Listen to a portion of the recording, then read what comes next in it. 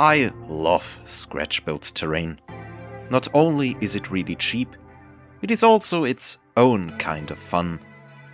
And, unlike miniatures, a lot easier to do as well, at least in my opinion. Sure, you could just as easily spend money on expensive kits or affordable 3D prints.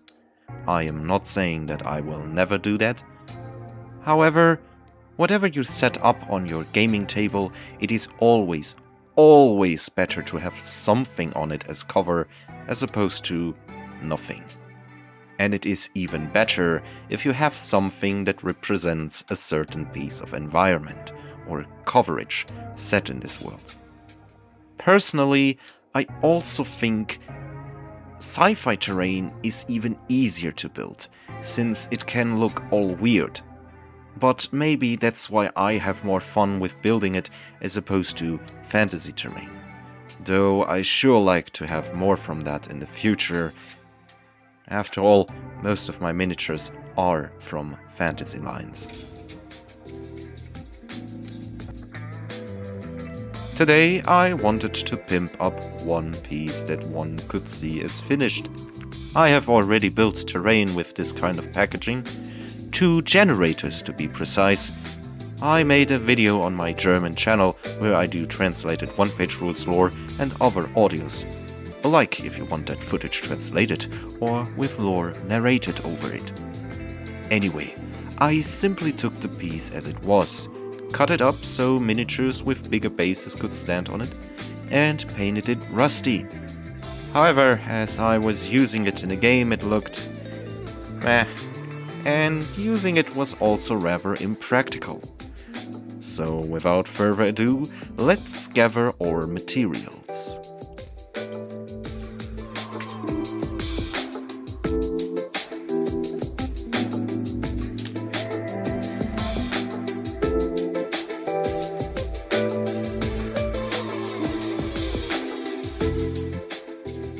First and foremost, I need a platform where my minis can stand steadily on.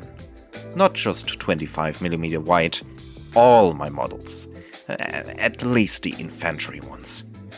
For this I use some leftover cardboard, toothpicks and a suitable piece of cereal box card.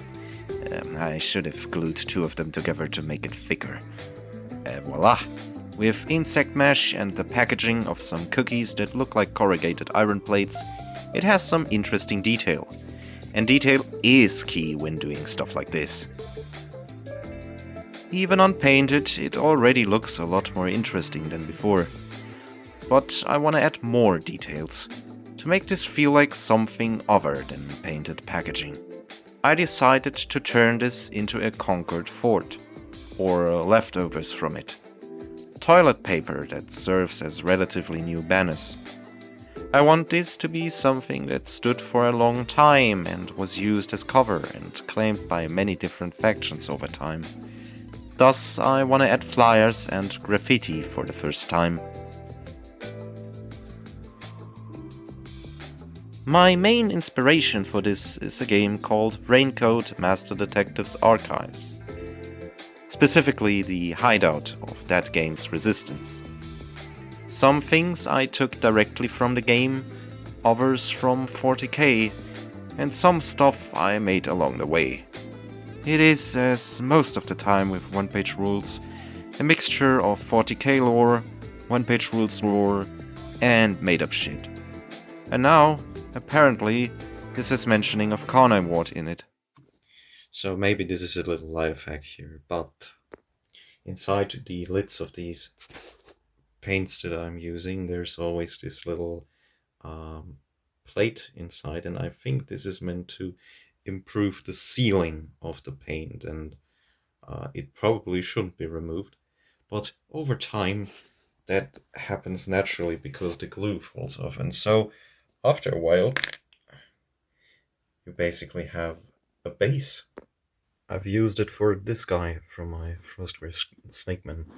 It should be around 40mm, and I've only used it because the base decoration piece here was simply too big for the bases that the miniatures came with.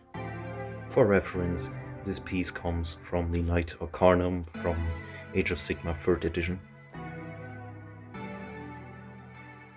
Now, before I can continue to work on the graffiti, we gotta wait for it to dry. So, let's talk a bit about Raincode, or rather the world it takes place in. In short, Raincode is a detective adventure game where you play a boy that made a contract with a death god in order to solve mysteries, often involving murder. In more detail,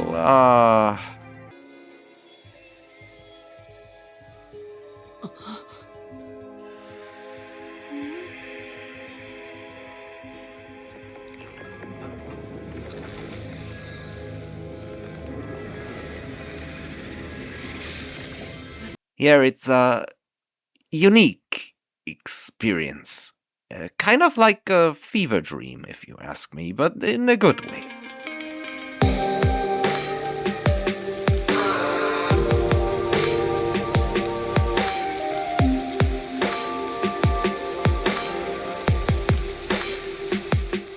You actually have listened to its music this whole video, and as I said, it served as inspiration for today's building project, though that is mostly from one part of the game that isn't even unique to it.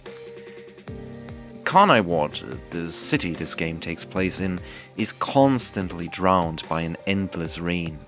Thus, it is filled with pipes to control the flow of water.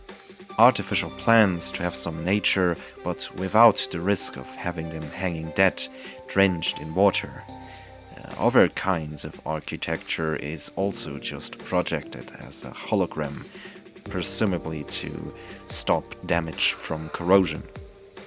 The city even uses the constant rainfall to create electricity. It surely is an interesting place, and despite one connecting theme, it has lots of variation and serves as a cool potential environment for tabletop games. It's cool to have a setting where original laws are created and followed to create immersion. While playing this game and looking at its futuristic, cyberpunk-esque design, I got to think about my own skirmish game project. I want it to take place in the 22nd century, only around 100 years in the future from now on. That means far enough away so that me and many of you watching might never live in that time, but also close enough to get a glimpse on how our worlds, specifically our cities, may look like after we passed away. Realistically speaking, not in the fantasy kind of way, how Back to the Future and other medias of the early 2000s and before imagined it. I didn't think that much about it. I figured that many things will remain the same but twisted, stranger, but familiar. Not less because I want that world to be a mutated aftermath of a great flood, infected with a special blood that contains a virus which transforms every living matter. And as a result of this apocalyptic outcome, it would also transform the entire environment of Earth, sometimes more, sometimes less. So I might want to think more about the sense and the state of a world, or how our society, and specifically cities, may look like in early 22nd century, even before drowning it in blood. Oh, I think the paint is dry now. Let's get on with the graffiti. I'm not sure if I'm gonna do all of this, but I definitely wanna draw that orc skull and fuck the conduit. Let's get out one of my favorite colors for this kind of stuff.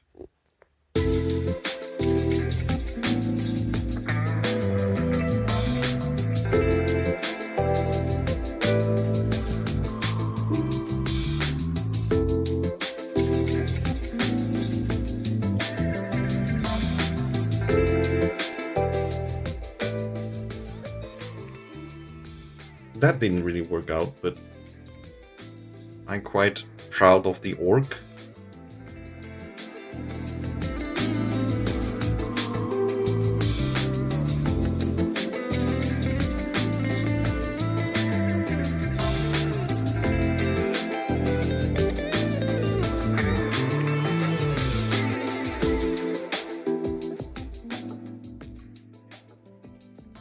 This is the chalice from the Adeptus Sororitas, but with a little flame, which is because my Sisters of Battle that are fighting alongside the Salamanders worship some kind of phoenix. Then I did try to freehand a salamander symbol-like thing. It's just inspired and it's graffiti. It doesn't need to be perfect. Just some yellow lines that actually can see them quite good for the fact that they are yellow. The posters, I did use paint afterwards, after drawing and putting them up, in an attempt to make them pop in a bit more. Now they're, at least the blue one is a bit, I probably should go over and highlight that a bit more, but from afar I think this is okay. But next time I should probably just print out some stuff and reinforce it with paint. And here, these two are more or less directly ripped off Raincode. I really like the battle sign because it generally is a cool thing, but here it could also refer to the Battle Brothers. And I had absolutely no idea what this is, but it looks cool, so I just translated it. I found it so cool that I actually used it twice. And here we have another battle thing. I think I just left it white. I did use some red, which you can't see on the camera actually. Yeah, I just hope this weighs enough so that I can put on miniatures on it, but we will test it out once everything got dry. I decided to just glue on a piece of metal that came with the magnets I used in the last video. It should balance the thing out, and I can already put it securely in place, so I might want to leave it like that. If you have other suggestions, write them down into the comments. And while you're there, what are your favorite weird sci-fi worlds from the not-so-far future? How do you imagine towns will look like in the 22nd century? And I kinda talked like I wanted to say something else, but I noticed my script has no more words in it. Just a blank white page. This must mean we are at the end of the video. I hope you have a good day. And yeah, maybe you will build something similar as well.